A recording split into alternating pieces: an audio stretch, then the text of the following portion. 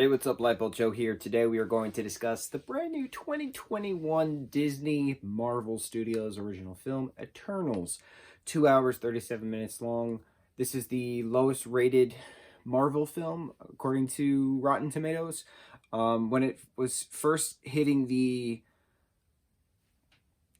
reviewer circuit, before the actual premiere, it was getting bad reviews.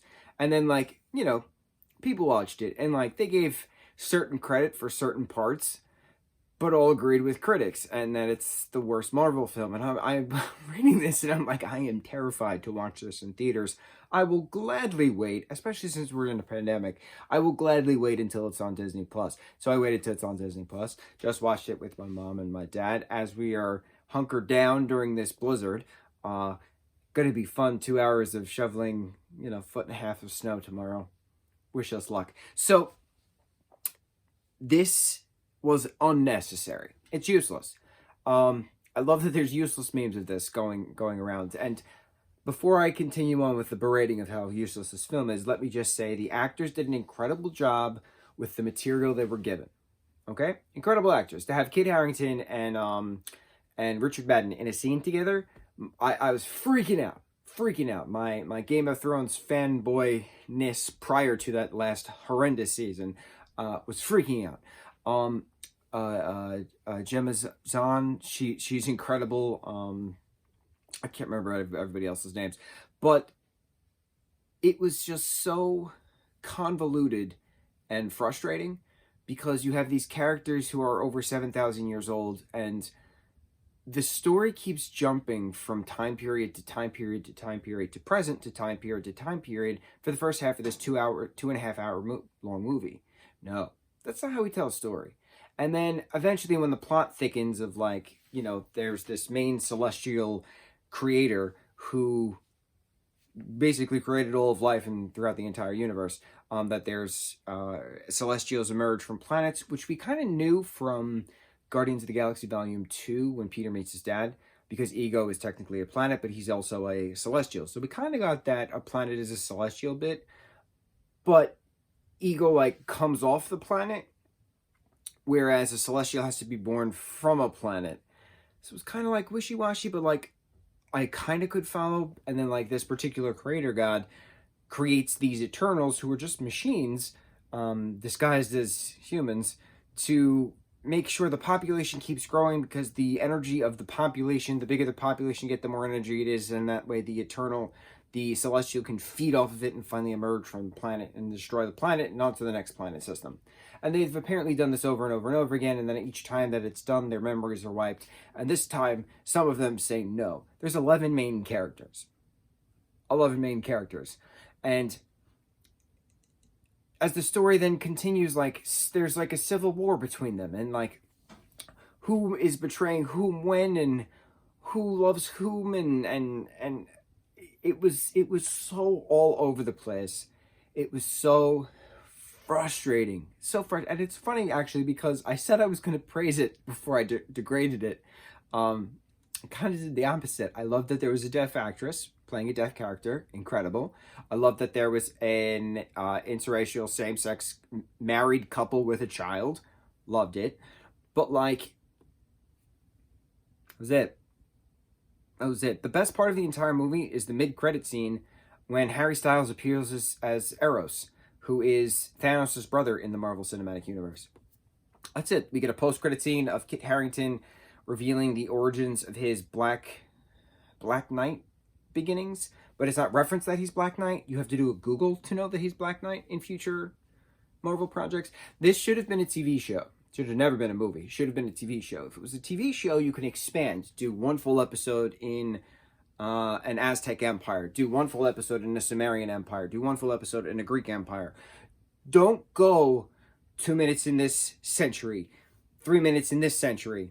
It's so frustrating. And what I hated the most, absolutely hated the most about this film, and I don't know if it was just because it was on Disney Plus. I have no idea. I can't compare it to what was in the theaters. Every third shot was widescreen and then expanded to the actual fullness of the screen, which is like an IMAX shot. So you go from IMAX to wide, to IMAX to wide, to IMAX to wide, and I'm like, oh my god, what? Just pick. My eyes actually hurt. Pick it. What DP, director of photography, approved of this? I don't understand. I don't understand. It was so bad. Like, my parents and I are just complaining the entire time. Like, what is this answer? Why are they giving us this question? Why is he betraying these people? Like, it was so bad. The story was so bad. So, yeah, I feel so bad for these actors. Oh, Angelina Jolie was in it. Salma Hayek was in it. Like, there was a lot of big people in this film, and it did terrible in theaters, and it got ripped to shreds by critics, and it's the lowest rated Marvel film. I completely understand why. Completely understand why. It was too chaotic in a non-logical sense. Whereas Moon Knight, coming up on Disney Plus, right? That's a new TV series starring Oscar Isaac, something. I can't remember their name. But that's about chaos. There's chaos inside this character, right? Eternals was a chaotic film that should have never been chaotic. That's my point. The story made no sense to someone who's not familiar with the story.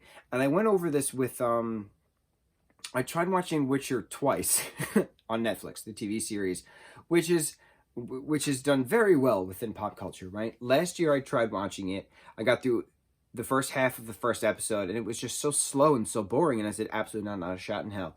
This year, 2022, I tried watching it, and I forgot I tried watching it the very first time over a year ago, and I'm watching it, and I'm like, this looks vaguely familiar, but I assumed that it was just because of certain scenes I saw in memes.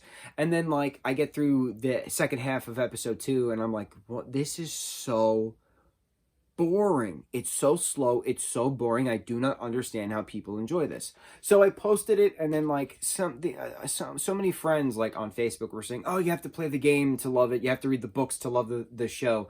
So I kind of like clapped back at someone, like I was a dick about it. And I was like, no, I'm a consumer. Okay. And if me as a consumer who doesn't know anything about the project is being recommended this project because the algorithm on Netflix says there's a 98% chance I'm going to like this based off my previous feelings, that means I should like it if it's a 98% chance that I should like it. I shouldn't have to do research and do some homework prior to watching something to actually appreciate the something. I should just be able to appreciate the something with a logical and fast-paced story as it's portrayed within the trailer, as it's explained within pop culture. If there's a 98% chance of an algorithm telling me that me, a consumer, is going to like this project, that 2% chance of me hating it should not be the flip side. It shouldn't be there's a 98% chance of me hating it and a 2% chance of me liking it. I should not have to do research to appreciate the art that is being presented to me when I'm being told I'm going to like it. And that's how I feel about this movie, Eternals. I shouldn't have to do research on these characters that I'm not familiar with, in order to appreciate what was presented to us. This story was too convoluted. It was 7,000 years worth of history that was just trying to be smushed together into regards to feelings and betrayals and hatreds and loves with all these 11 different main characters. I'm gonna breathe. I'm gonna shower. I'm gonna clear my nostrils of the sinusitis that is continuous of my life, and breathe. Breathe out this film, because this was awful, and I'm never going to watch it again, and I'm not looking forward to a sequel to Eternals. To be completely honest, I'm not. On to the next review. Mucho mahalo.